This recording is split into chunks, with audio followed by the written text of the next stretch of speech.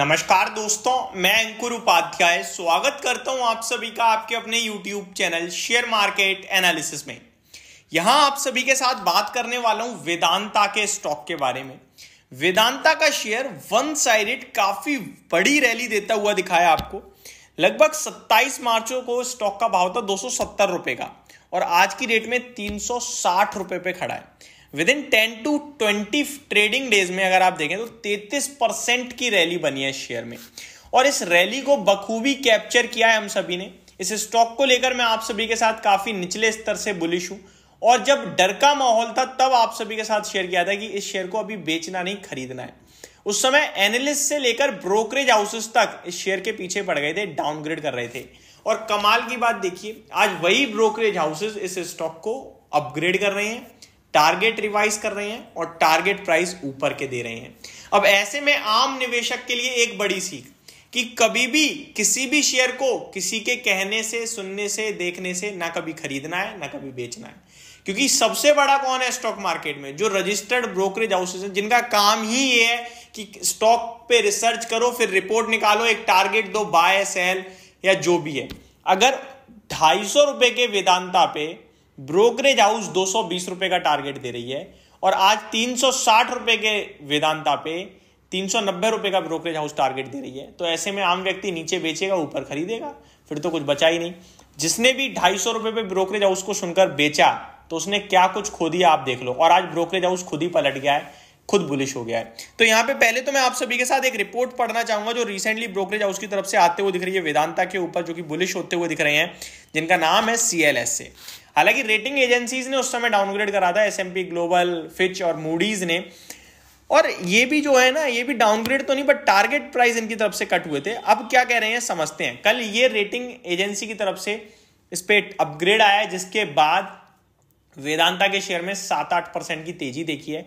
और उससे पहले जो तेजी आई थी वो पूरे मेटल पैक में तेजी थी। कमोडिटी के प्राइसेस में बढ़ोतरी देखने को मिल रही है, जो डायरेक्टली मेटल स्टॉक्स को बेनिफिट देता है।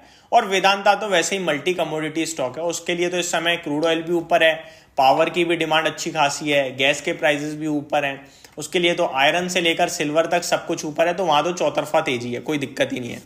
Vedanta share price target at ₹390, CLSA ups rating on stock to buy says this: the Anil Agarwal led Vedanta is well placed to benefit from commodity upcycle given its diversified exposure, CLSA said.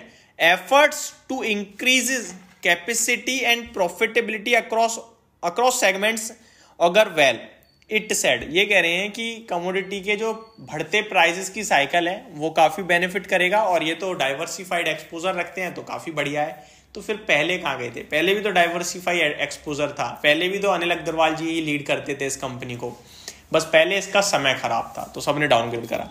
आगे बढ़े।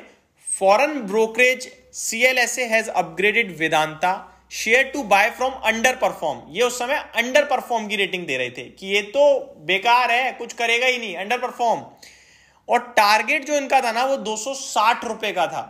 अब आप देख लो, 260 पे आपको बोल के बिकवा दिया और आज उसी टारगेट को रिवाइज करके 390 कर दिया, जब खुद शेयर 390 खड़ा है। तो ये क्लियर कट सीख है कि किसी ब्रोकरेज हाउस को नहीं खरीदना है, ब्रोकरेज हाउस को सुनकर नहीं खरीदना है। उनके एक दिन के डाउनग्रेड से और एक दिन के अपग्रेड से एक ही दिन का मूव आता है। फॉर एग्जाम्पल, कल ब्रोकरेज हाउस ने से अपग्रेड करा, टारगेट रिवाइज करा, कल वेदांता 6% चल गया। लेकिन मीडियम टर्म टू पोजीशन इसके दम पर नहीं चलेगा वो अपने फाइनेंशियल फंडामेंटल्स के दम पर। सेम चीज कभी ब्रोकरेज हाउस किसी स्टॉक को डाउनग्रेड कर देती है, वो एक दिन टूटता है, लाइफ लॉन्ग नहीं टूटता। रिसेंटली एसेंचर के जो रेवेन्यू फोरकास्ट थी उसको कटौती के बाद CLSA या फिर JP मॉर्गन ने रिपोर्ट निकाली IT स्टॉक्स पे खराब। अगले दिन IT स्टॉक्स टूटे, लेकिन इवेंचुअली अभी दोबारा ऊपर आने लगे। तो वो डाउनग्रेड या अपग्रेड एक दिन का एक्शन होता है केवल।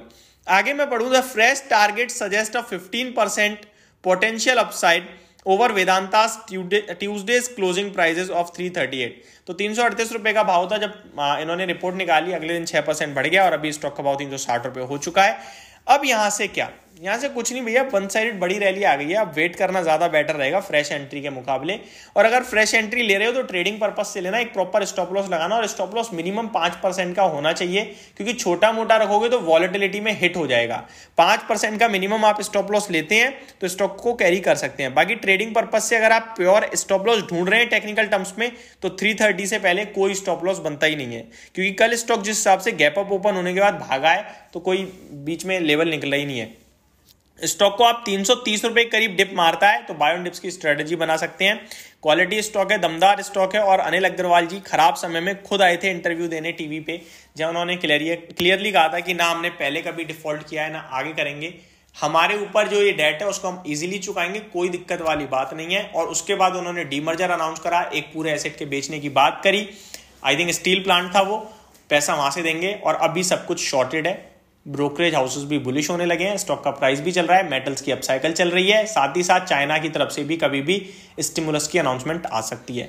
तो ये सारी बड़ी बातें जो मैंने आप सभी के साथ डिस्कस करी, होप आपको सारी चीजें समझ में आई होंगी। Thank you so much for watching this video, have a great day guys.